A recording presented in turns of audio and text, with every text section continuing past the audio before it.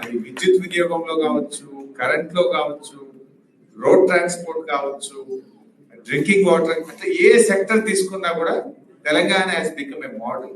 అసలు మన ప్రభుత్వం ఉన్నప్పుడు ఆల్మోస్ట్ ఎవ్రీ మంత్ ఏదో ఒక స్టేట్ నుంచి ఏదో ఒక డెలిగేషన్ వచ్చేది. డ్రింకింగ్ వాటర్ స్టడీ చేసుకోవడానికి, పవర్ సెక్టర్ స్టడీ చేయడానికి, హరితహారం స్టడీ చేయడానికి.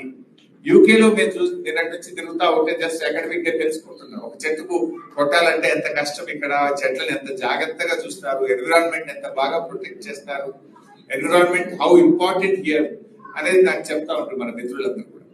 సేమ్ థింగ్ కేసీఆర్ గారు ఆలోచించారు. నో అదర్ చీఫ్ మినిస్టర్ ఇండియాలో ఎవరు చేసి ఉండరు. మన తెలంగాణ రాష్ట్రం ఏర్పడిన తర్వాత 7.7% గ్రీన్ కవర్ పెంచి ఇండియాలో ఫస్ట్ అండ్ నంబర్ 1 స్టేట్ గా తెలంగాణ చేసింది. 10 years లో 7.7 గ్రీన్ కవర్ పెరిగింది. జనరల్ గా గ్రీన్ కవర్ పెంచితే ఓట్లు రావు, ఓట్లు వచ్చేది కాదు, ప్రజలకు వెంటనే రిలీఫ్, కానీ దాని అర్థం కాదు. దాని effect you can see after a decade, maybe a decade. So అది పొలిటీషియన్స్ కు నచ్చే ప్రోగ్రామ్ కాదు. కానీ కేసీఆర్ ఇస్ ఎ విజనరీ.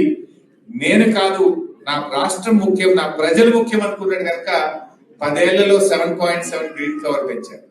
దాన్ని చాలా ఇంపార్టెంట్ తీసుకుంది. ఎందుకంటే ఆరోగ్య తెలంగాణ అంటే మంచి ఆసుపత్రులు కట్టడం కాదు, మన జీవన ప్రమాణాలు పెంచడమే అది నిజంగా ఆరోగ్య తెలంగాణ అవుతుంది.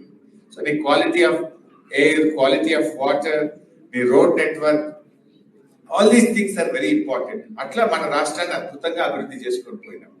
సో అందుకే తెలంగాణ ఈ దేశంలోనే ఒక నంబర్ 1 రాష్ట్రంగా అభివృద్ధి జరిగింది.